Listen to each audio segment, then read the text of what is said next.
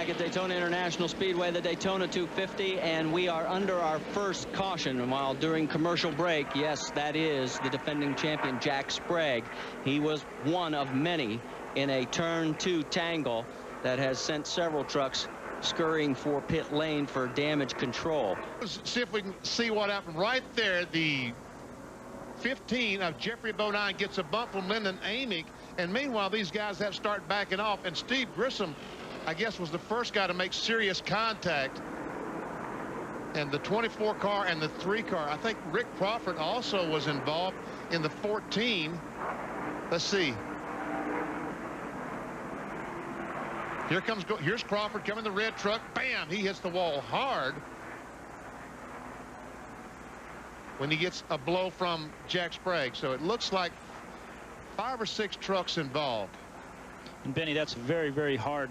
If you've been going down the freeway and the cars, 10 cars in front of you slow down, by the time it gets to you, there's just no way you can stop. Lyndon Amick gets in the back of Geoff Bodine, and when he hits Jeffrey, he backs off, and Grissom then backs off, and the trucks behind them just cannot back off quickly enough. They run into Grissom, spin him, and once the first truck spins, it's on. So we've got the 43 of Steve Grissom already going back out. Aerodynamically, it's not looking too good, but the motor sounds okay.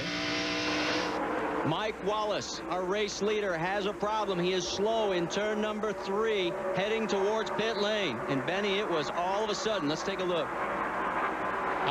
With his onboard going down in turn 1.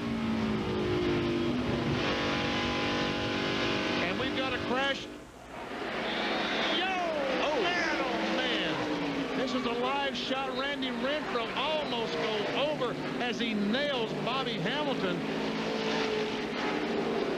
Manages to get it under control. That's Bobby Hamilton. This all happened right down towards pit out.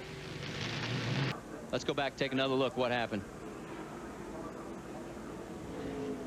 Oh, we see the Kurt Busch get turned around when Bobby Hamilton backed off. Joe Ruttman ran in the back of him. Now watch this. These trucks almost get by, but Randy Renfro just gets clipped.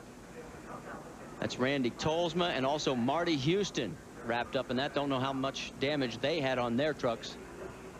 Let's go on board with Bobby Hamilton. We're going to see Kurt Busch get turned sideways. And here's Hamilton. Watch Renfro. About right here. Oh, man. Kurt Busch in his first NASCAR Craftsman Truck Series race barely made it through and made a nice save. He's still on the race course. Oh, wow. I thought Renfro was going in for in down the front stretch. That truck came very close to going over, Benny. But one thing that is promising with all the spinning, that truck got up in the air from contact, but they are staying on the ground. And that was something that everybody wondered about aerodynamically when they started to spin around. Would the truck stay on the ground? And with all the spins that we've seen, they have. It's a lot easier to just touch that brake than let off the gas to slow that truck down. Just staying up high going in the corner. He's not following the truck in front of him. Don't know what's going on there. Whoa! Oh, look out! We got trouble. This is going to hurt. Uh-oh. Oh, my. Oh, my.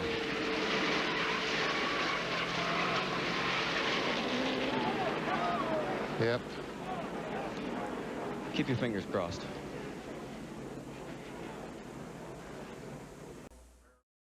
Back at Daytona International Speedway, our red flag situation is now into its 1 hour and 16-minute mark. The work continues on the catch fencing. We've updated you on Geoff Bodine. We now have our first report on spectators who were injured. Let's go down to Dave Burns.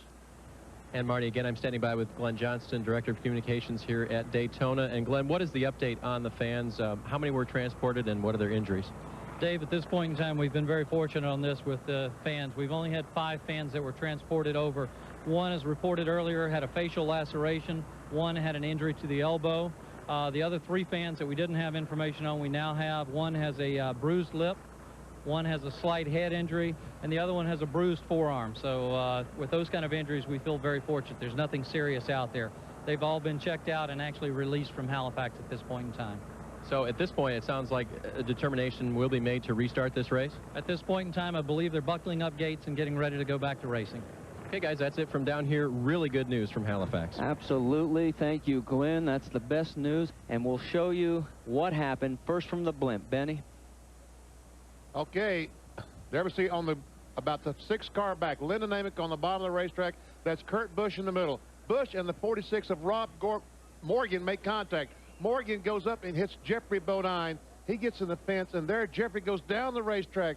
And that's the 27 of Lonnie Rush there that comes along and hits Jeffrey Bodine. I do believe that was Lonnie Rush. No, maybe not. That might have been the 90 car of Lance Norrick that came along and hit Jeffrey Bodine. This is real time.